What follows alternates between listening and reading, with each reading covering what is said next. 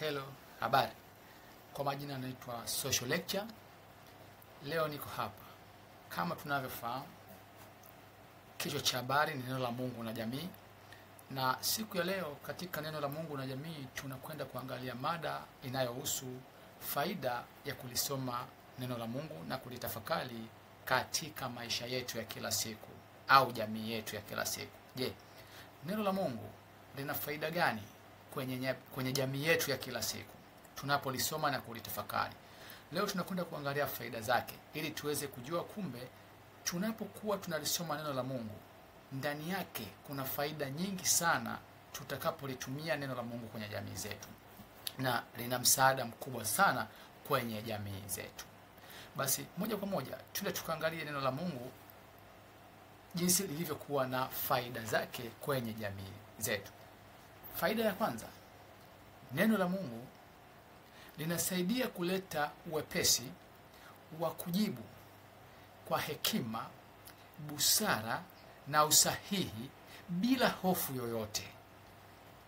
Neno la Mungu linasaidia kujibu kwa wepesi, yani linaleta ule wepesi wa kujibu kwa hekima, busara na usahihi bila hofu yoyote. Sasa nataka niwape mfano. Unapokuwa na neno la Mungu, kunapotokea maswali ambayo yanahitaji majibu ya haraka na ya usahihi, kama una neno la Mungu inasaidia sana, kwa sababu neno la Mungu linatengeneza akili na maarifa yaliyo sahihi, na unajibu kitu ambacho wengine wanaweza wakaona wewe unalinga, unajisikia au unadharau, lakini kumbe ndiyo sahihi yenyewe na ndiyo kweli yenyewe. Sasa nikupe mfano kupitia maandiko ya Mungu. Ukienda kusoma kwenye Yohana 18, soma Yohana 18 kuanzia ile ya kwanza mpaka 20 na ngapi huko, lakini hapa nataka nikupe tuseme kama kwa ufupi tu, kwa ufupisho. Wakati Bwana Yesu, ukisoma hiyo hapo nilipokuambia, wakati Bwana Yesu anakamatwa, kuna baadhi ya maswali alikuwa anaulizwa sana, na yule kuhani mkuu akawa anaulizwa sana. Yaani maswali akiulizwa, wewe hebu tuambie, tupe taarifa kuhusu wanafunzi wako, jinsi unavyowafundisha, sijui nini na nini. Umeona? Akawa kuna majibu anayatoa. Ni majibu sahihi. Lakini mwisho kabisa, ukienda kusoma yale maandiko, unaona mtumishi yule kuhani mkuu, baada ya Yesu kumjibu yule kuhani mkuu, mtumishi mmoja akampiga Yesu kofi. Wakati anampiga Yesu kofi, anamwambia, unamjibu vipi kuhani mkuu hivyo? Yesu akamwambia, ushuhudie. Kama nimejibu uongo, ushuhudie basi huo, lakini usinipige. Na kama nimejibu vema, wanipigia nini? Yesu anamjibu, anamwambia, ushuhudie, shuhudia kama nimejibu uongo. Ila kama nimejibu vema, wanipigia nini? Ukienda kusoma utagundua kumbe unapokuwa una neno la Mungu, hata katika kwanza unaletewa wepesi wa kujibu. Yaani akili yako inakuwa is very fast to respond. Sio mpaka uanze kukaa upoteze muda. Pale unajikuta tu unatoa majibu, na majibu yanakuwa sahihi. Na hiko ndicho ambacho Yesu alikuwa akikionyesha kila sehemu yoyote ambayo anaulizwa maswali. Ukiangalia hata wakati Yohana anatuma wanafunzi wake, nendeni mkamuulize Yesu, yeye ndio yule tu anayetarajiwa au tutazamie mwingine? Tazama jibu la Yesu alipowaambia wanafunzi wa Yohana, nendeni mkamwambia Yohana, vipofu wanaona, viziwi wanasikia. Hapo anamwambia, heri yule asiye na mashaka nami. Umeona? Yaani papo kwa papo. Ni kwa sababu gani? Yesu alikuwa ana neno la Mungu. Na neno la Mungu linaleta wepesi katika fikra zetu, akili zetu. Lakini faida nyingine ni faida inayosema kwamba neno la Mungu ni ulinzi katika maisha yetu. Sikiliza. Pendelea sana kujifunza neno la Mungu. Ikiwa wewe ni Mkristo, wewe ni Muislamu, unatakiwa upendelee sana kujifunza neno la Mungu. Na kwa dunia ya sasa, neno la Mungu limekuwa limebadilishwa katika mifumo ambayo hata kama ni Muislamu hujui Kiarabu, neno la Mungu limebadilishwa, wamelidesign katika mfumo wa Kiswahili. Kwa hiyo ni rahisi hata wewe ambaye hujui Kiarabu kama ni Muislamu kujifunza neno la Mungu. Pendelea sana, kwa sababu neno la Mungu ni ulinzi Mafundisho ya Mungu ni ulinzi. Kwa hiyo faida nyingine hiyo nilokuambia, neno la Mungu ni ulinzi katika maisha yetu. Kwa sababu unapopendelea kujifunza neno la Mungu, unapopendelea kusoma na kulitafakari neno la Mungu, ni kama unaweka ulinzi wa maisha yako. Sasa nataka nikwambie na mfano ambao upo kwenye maandiko. Ukienda kusoma Mwanzo 15 kuanzia ule mstari wa kwanza, Mwanzo 15 kuanzia ule mstari wa kwanza, maandiko yanasema hivi: baada ya mambo hayo, neno la Bwana likamjia Abraham katika njozi likinena, usiogope, mimi ni ngao yako na thawabu yako kubwa sana. Muone, usiogope. Baada ya mambo hayo nakwambia, baada ya mambo hayo, neno la Mungu au neno la Bwana likamjia Abraham katika njozi likinena, usiogope, mimi ni ngao yako. Usiogope, usiogope, mimi ni ngao yako. Nani anasiyefahamu? Abraham ambaye tunafahamu kama Ibrahim kwa sasa, alikuwa amelishika neno la Mungu na analifanyia kazi na kulitafakari. Na tunaona Mungu anamwambia Abraham, usiogope, mimi ni ngao yako. Ndio maana nikakwambia neno la Mungu ni ulinzi. Jifunze sana neno la Mungu. Jitahidi sana kutenga muda kwa sababu ya kujifunza neno la Mungu. Lakini baada ya pointi ya pili, twende tukaangalie pointi ya tatu. Pointi ya tatu inasema hivi: huleta ukaribu wa kushauriana na Mungu mara kwa mara. Huleta ukaribu wa kushauriana na Mungu mara kwa mara. Unajua, sikiliza nikupe siri. Unapopendelea kujifunza neno la Mungu, kutenga muda kulitafakari neno la Mungu, ni kama unajadili wewe pamoja na Mungu, kwa sababu neno la Mungu ni Mungu. Kwa hiyo unapolitafakari neno la Mungu na kulisoma kwa usahihi na kulifanyia kazi, ni kama unamtafakari Mungu. Ni kama unajadili, unatafakari kuhusu Mungu. Na unapotafakari kuhusu Mungu, Mungu naye anajua kabisa kwamba huyu ananitafakari mimi. Mnakuwa mnashiriki mawazo. Sehemu ambayo unakuta kabisa, hapa mbona nimesoma sijapaelewa, Mungu umemaanisha nini? Unashangaa kwa haraka, wepesi wajibu unalipata. Ni kwa sababu pale unatafakari neno la Mungu ukiwa pamoja na Mungu. Kwa twende tukaone kupitia mfano ili uone, je, kushauriana na Mungu kivipi? Ukienda kuangalia Mwanzo 15 kuanzia ule mstari wa 2 mpaka wa 4, maandiko yanasema hivi: Abraham anasema na Mungu. Abraham anasema na Mungu. Sikiliza kwanza hapo. Abraham anasema na Mungu, tazama, ukunipa uzao, sina mtoto wa kumiliki nyumba yangu. Wa kumiliki nyumba yangu ni huyu Eliezeri Mdameski. Ni huyu Eliezeri Mdameski. Mungu, lakini hapa unaona anamwambia tazama, ukunipa uzao, sina mtoto wa kumiliki nyumba yangu ni huyu Eliezeri Mdameski. Kafanya kuweka alama ya kuuliza. Maana ya alama ya kuuliza ni kwamba maana yake anajadiliana na Mungu. Unapoweka alama ya kuuliza, maana kuna mtu mwingine unaongea naye, hata wewe kwenye maisha yetu ya leo. Unapoongea na kuweka alama ya kuuliza, maana kuna mtu mwingine unaongea naye, kuna mtu mwingine unajadiliana naye. Kwa hiyo unamuuliza, na ndicho tunachokiona hapo kwa Abraham, ambapo sasa tunamuita Ibrahim. Anamwambia, tazama, ukunipa uzao, sina mtoto wa kumiliki nyumba yangu ni huyu Eliezeri Mdameski. Mungu akamwambia, ili ujue alikuwa anaongea na Mungu. Mungu akamwambia, hata kurisi, bali atakaye toka katika viuno vyako. Hapa inaonyesha kabisa kumbe neno la Mungu, moja ya faida ya neno la Mungu kwenye maisha yetu ya kijamii ni kwamba kumbe linasaidia sana kushauriana na Mungu mara kwa mara, kuongea na Mungu mara kwa mara. Tunamwona hapa Abraham ambaye ni Ibrahim, tunamwona anamuuliza maswali Mungu. Je, huyu Eliezeri ndio kulisi kweli? Ndio kulisi? Anamuuliza Mungu. Mungu anamwambia hapana, hata kulisi huyo. Atakaye kulisi atatoka kwenye viuno vyako. Kwa hiyo tunapojifunza neno la Mungu, linaleta ule ukaribu wa kushauriana. Ule ukaribu wa kushauriana wewe na Mungu. Mara kwa mara. Kwa sababu gani? Mungu anapendezwa na wanaolifuata neno lake, kulitafakari na kulifanyia kazi. Kwa sababu ukisha litafakari neno la Mungu na kulifanyia kazi neno la Mungu, ni kwamba ndio umeyafanyia kazi mambo yote mengine ambayo Mungu anayataka. Kwa sababu neno la Mungu ndio mwongozo wa mambo yote ambayo leo hii tunayafanya kwenye dunia hii katika njia za Mungu. Ukifanya ibada, ni neno la Mungu ndio linakuongoza ufanye ibada, ndio linakufundisha.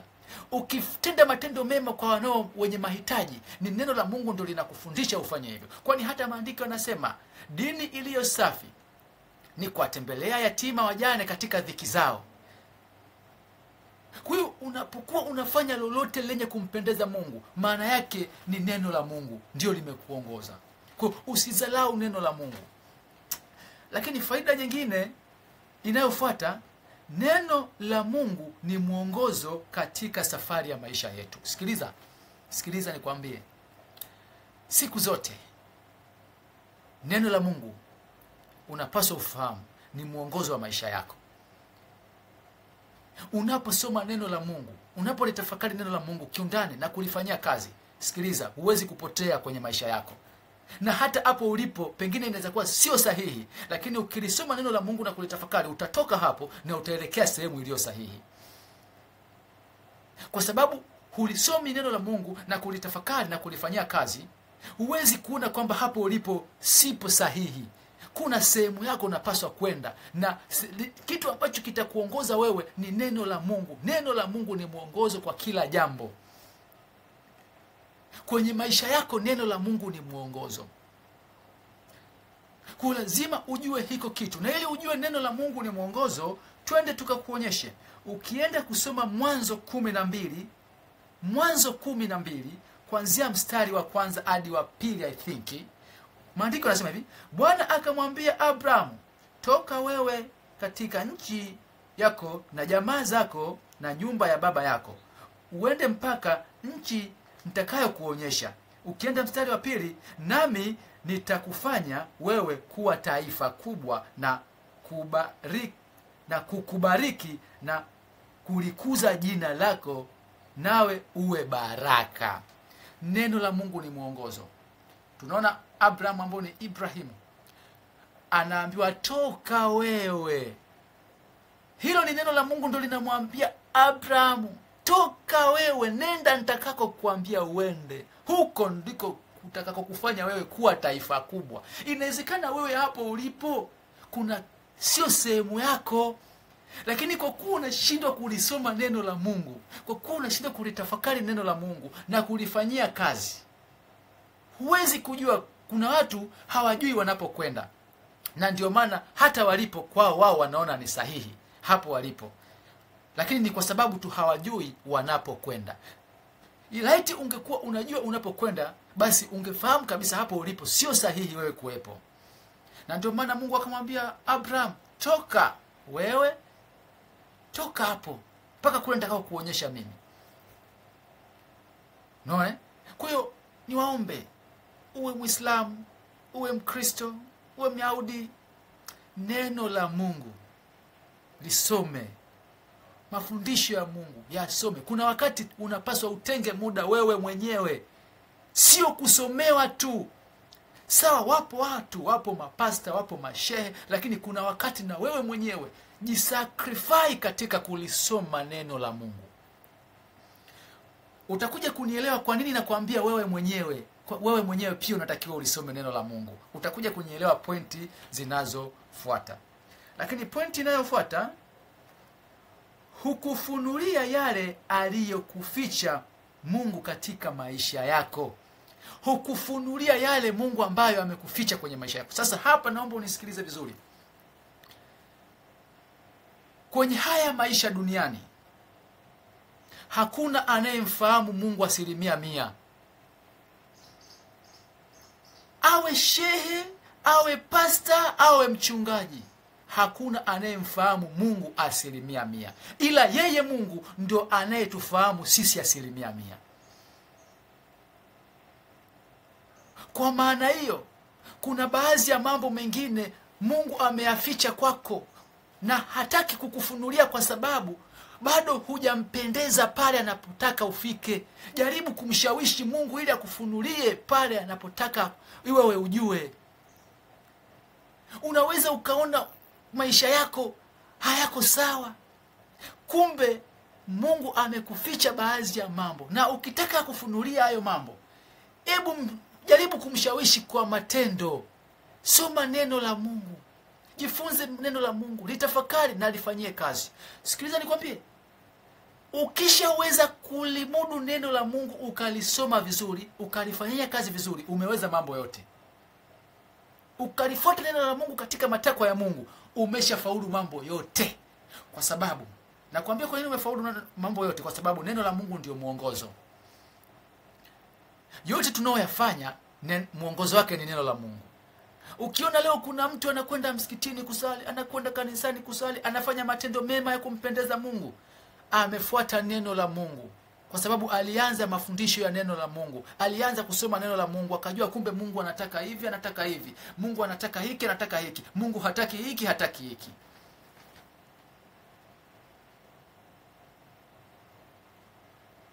Shida si kulijua neno la Mungu tu. Jua neno la Mungu na ulitafakari na ulifanyie kazi. Tukisema tuwaite watu wenye kulijua neno la Mungu, watatoka wengi sana. Lakini tukisema tuwaite watu wenye kulitafakari neno la Mungu na kulifanyia kazi katika njia anazotaka Mungu, ni wachache sana. Kwani wewe hujawahi kuona kuna watu tu anaweza akasimama kuambia, lakini Mungu anasema hivi na hivi na hivi, lakini yeye hafanyi kazi. Anajua tu Mungu alisema hivi na hivi. Kwa hiyo lazima uelewe kwamba neno la Mungu linakufunulia yale ambayo amekuficha mpaka pale utakapomshawishi. Sasa nataka nikupe kwa mfano wa maandiko ya Mungu ili uone ni kweli. Je, Mungu hutuficha baadhi ya mambo kwa sababu bado anataka kutuona tunapendezwa na yeye? Ukienda kusoma Mwanzo 18 kuanzia mstari wa 17 hadi wa 18. Maandiko yanasema hivi: Bwana akanena, nisikilize. Bwana akanena, je, nimfiche Ibrahim jambo nilifanyalo? Ukienda 18, ikiwa Ibrahim atakuwa taifa kuu hodari, na katika yeye mataifa yote ya dunia watabarikiwa. Nisikilize, nimekwambia hukufunulia neno la Mungu. Faida ya neno la Mungu hukufunulia yale aliyoyaficha. Hapo tunaona maandiko yanasema Bwana akanena, je, nimfiche Ibrahim jambo nilifanyalo? Nimfiche, kumbe huyu ni Ibrahim. Nikuulize swali, dunia nzima sisi binadamu wa leo, ni nani kama Ibrahimu ambaye ana uwezo wa kuyafanya kama aliyoyafanya Ibrahim? A to Z, ni nani? Yupo?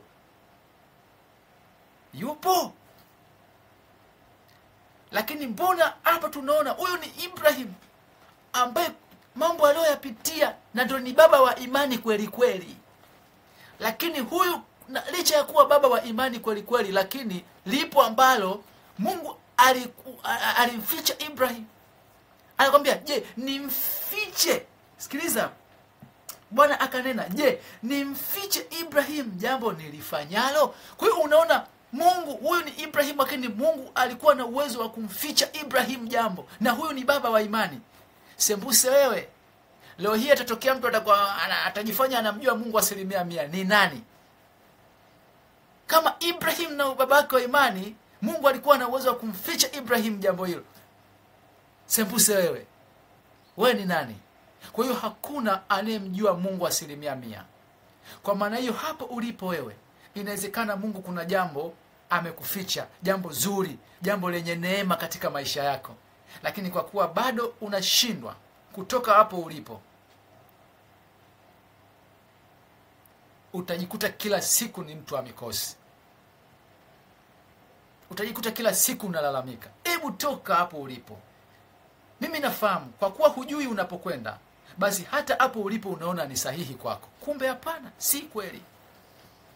Na kama unataka kujua unapokwenda kiuasilia, uwe Mkristo, uwe Muislamu, uwe Myahudi, soma neno la Mungu.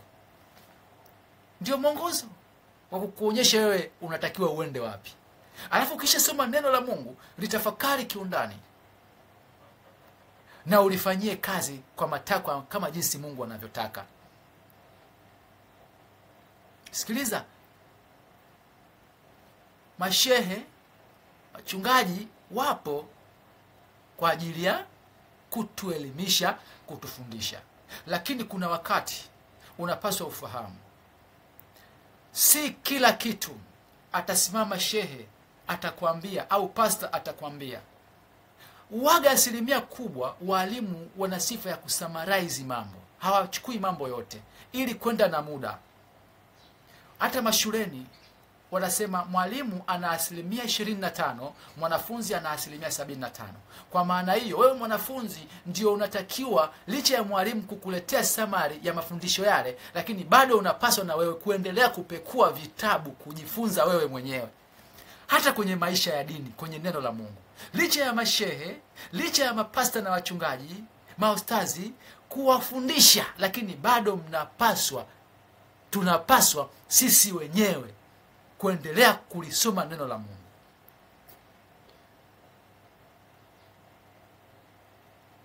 Na kulitafakari. Hiyo itakusaidia sana.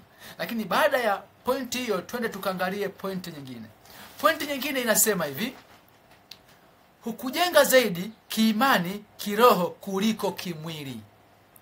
Kingine, ukiwa unalisoma neno la Mungu na kulitafakari na kulifanyia kazi, lazima uelewe neno la Mungu ni mwongozo. Kwa hiyo kama neno la Mungu ni mwongozo, neno la Mungu siku zote linatujenga kiimani na kiroho, si kimwili. Sawa? Si kimwili. Neno la Mungu siku zote linatujenga kiimani na kiroho, bali si kimwili. Na mfano hapa nitakuletea kwenye maandiko kupitia Bwana Yesu Kristo mwenyewe.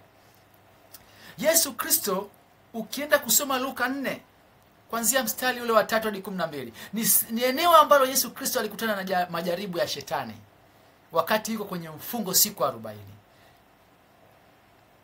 Lakini katika hayo majaribu yalikuwa majaribu matatu. Nitakwambia wewe ukienda kusoma utasoma utaelewa zaidi. Lakini hapa nakwambia aina ya hayo majaribu. Jaribu la kwanza kabisa lilikuwa ni jaribu la mkate. Shetani anamwambia Yesu, if you are the son of God, command this stone become a bread. Kama wewe ni mwana wa Mungu, hebu amuru ili iwe kuwa mkate. Ili ujue kwamba neno la Mungu linatujenga kiimani na kiroho zaidi, ila si kimwili. Tazama jibu la Yesu hapa. Anamwambia, shetani anamwambia, kama wewe ni mwana wa Mungu, liamuru ili iwe kuwa mkate.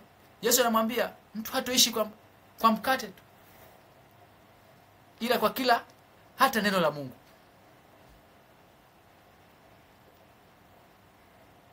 Mtu hatoishi kwa mkate tu, ila kwa kila neno la Mungu pia mtu anaweza kuishi. Kwa maana hiyo unaona kumbe neno la Mungu linatujenga kiimani na kiroho kuliko kimwili.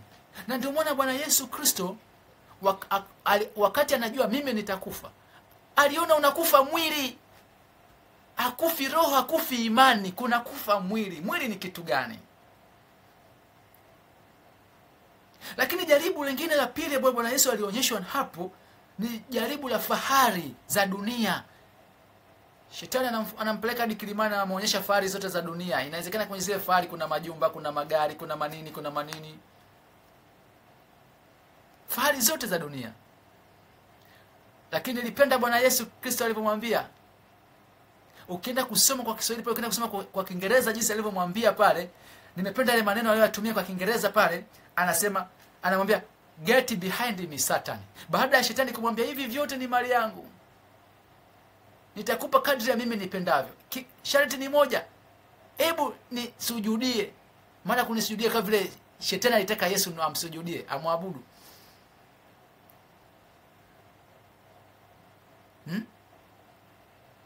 Lakini Yesu anamwambia imeandikwa mwabudu Bwana Mungu wako, tuna mengine yote haya kwake yeye yanawezekana. Lakini nilipenda pale alipomwambia, ukienda kusema kwa Kiingereza anamwambia get behind me Satan. Nipite, kaa nyuma. Lakini jaribu lingine la tatu la mwisho kabisa hili. Jaribu ambalo sasa ni la mwisho, ni jaribu la kumpeleka juu ya kinara. Hapa lengo la shetani ilikuwa ni kutaka kummaliza Yesu. Lakini hakujua kumbe mwenzake Yesu alikuwa ameshiba. Hakushiba mkate Yesu, alishiba neno la Mungu. Kwa hiyo yote alikuwa anayajua. Ukishajua neno la Mungu tayari ukishakuwa na neno la Mungu tayari umekuwa na muongozo wa maisha yako. Sasa shetani yeye anakwenda kwa mwenzake, anamuonyesha mafahari ya majumba, magari, sijui anamwambia mkate, anamtamanisha mkate. Akaona kwamba mwenzake yuko kimwili zaidi. Kumbe mwenzake hayuko kimwili. Mwenzake alishiba kiroho zaidi, neno la Mungu. Kiimani zaidi, neno la Mungu. Kwa hiyo unapaswa uelewe. Hii ndio sababu kwa nini Bwana Yesu alipojua atauliwa hakuogopa. Kwa sababu alijua kunauliwa mwili, ila roho ipo, imani ipo. Ndio maana hakuogopa. Lakini baada ya pointi yetu tukaangalia pointi nyingine inayofuata, ambayo ni pointi ya mwisho. Pointi ya mwisho inasema hivi: neno la Mungu linasaidia kukujenga kihekima na busara katika jamii. Neno la Mungu linasaidia kukujenga kihekima na busara katika jamii. Mfano, maongezi, mavazi, kujibu au kufanya maamuzi sahihi na ya haki. Unapokuwa neno la Mungu unalisoma vizuri, unalitafakari na kulifanyia kazi, basi tambua neno la Mungu litakujenga kihekima na kibusara kwenye jamii. Kwa mfano, katika maongezi, unapojibu, unapoongea, mavazi, muonekano wa kuvaa, utavaa kiheshima.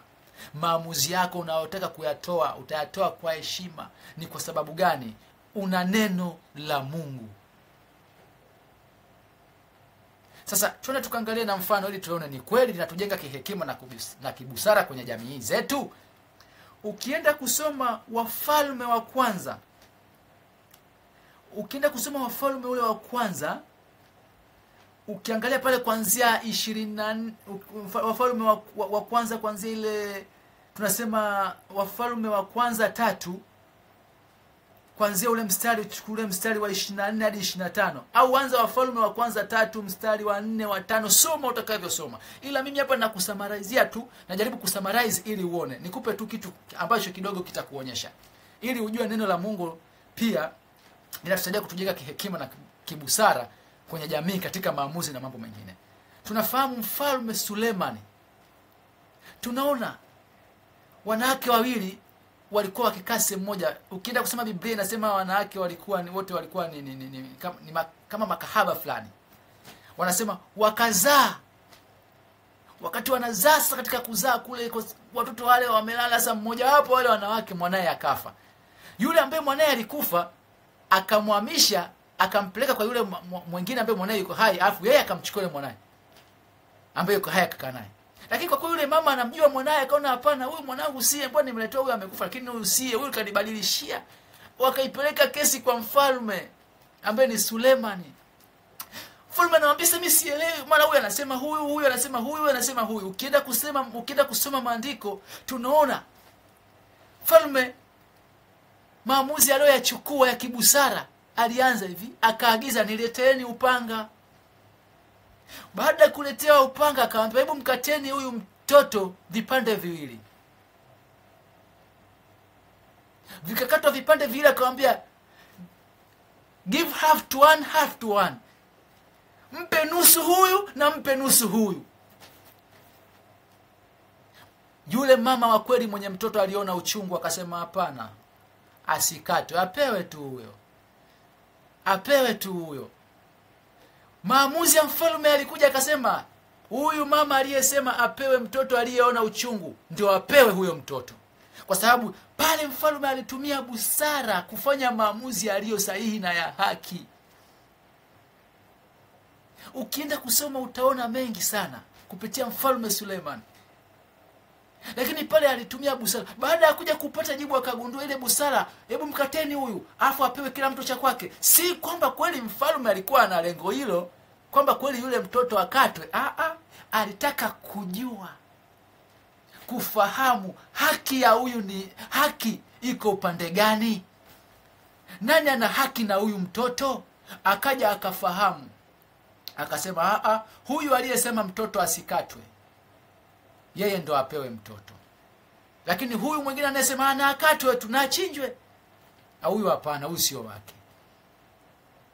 Kwa hiyo neno la Mungu ukiwa unalisoma na kulitafakari kiundani na kulifanyia kazi, basi hata maamuzi yako yanakuwa ni ya kihekima na busara.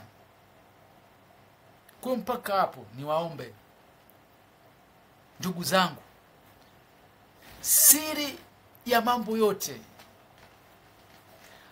yani hata uende ukasali kanisani, msikitini, lakini kama una ufunguo ambao ni neno la Mungu, huna muongozo, hujui muongozo ambao ni neno la Mungu, na kulitafakari neno la Mungu na kulifanyia kazi, utaswali kila siku,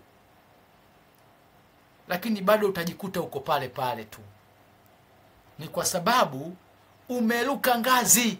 Anza hii ngazi ya kujifunza neno la Mungu, kulitafakari neno la Mungu na kulifanyia kazi.